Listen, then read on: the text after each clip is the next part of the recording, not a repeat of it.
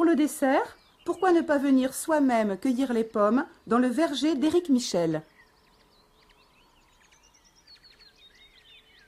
Notre verger se compose de 7 hectares, hein, avec une dizaine de variétés, qui sont les Golden, les L-Star qui sont de l'autre côté, la Royal Gala qui sont des variétés précoces. Et ensuite on trouve de la Granny, des Clochards, Belchard, Rubinette et Braeburn. Et quelques parcelles de Reine des Rainettes. Toutes ces variétés sont différentes et évoluent suivant la maturité ou la saison, de août à septembre, voire octobre, novembre, suivant la cueillette et la température bien sûr. Chaque variété a son utilisation. Vous avez des variétés qui sont plus pour la pâtisserie comme la Golden ou la Gala. Et la Reine des Rainettes et les Star vont aller plus en cuisine aussi. Et les Star a un petit goût acidulé qui rafraîchit un petit peu, qui est très bon et qui passe très bien aussi en cuisine. On peut très bien la cuisiner avec une côte de porc, du boudin, du rôti. Et ça passe très bien. Même la Gala par contre, elle est plus pâtisserie, elle se tient très bien au four. Il suffit de mettre un petit peu de cassonade, du beurre, des confitures et on fait un dessert très bon. Clochard est plus une pomme à couteau. Belchard aussi. C'est des variétés qui vont être un peu plus tardives, qui vont arriver sur le marché courant novembre-décembre. Notre façon d'intervenir au niveau de tout ce qui est insectes et maladies, c'est de se faire en lutte raisonnée.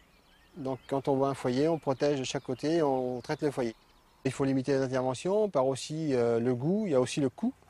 Et puis si on veut avoir un produit qui soit le maximum, le plus sain possible, pour le consommateur, il faut aussi rentrer dans ce système-là, quoi.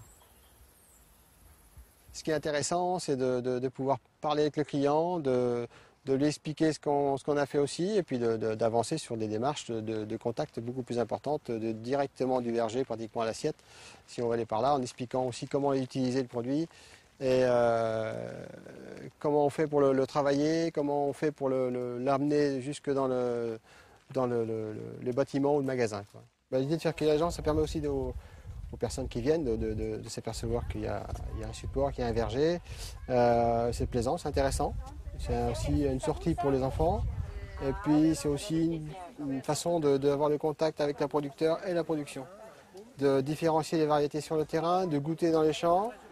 Et puis après, il y a le point de vue économique pour nous, où toute cette partie qui est vendue au départ permet de financer nous, les cueilleurs qui travaillent pour nous plus tard. D'accord. Hein, donc voilà.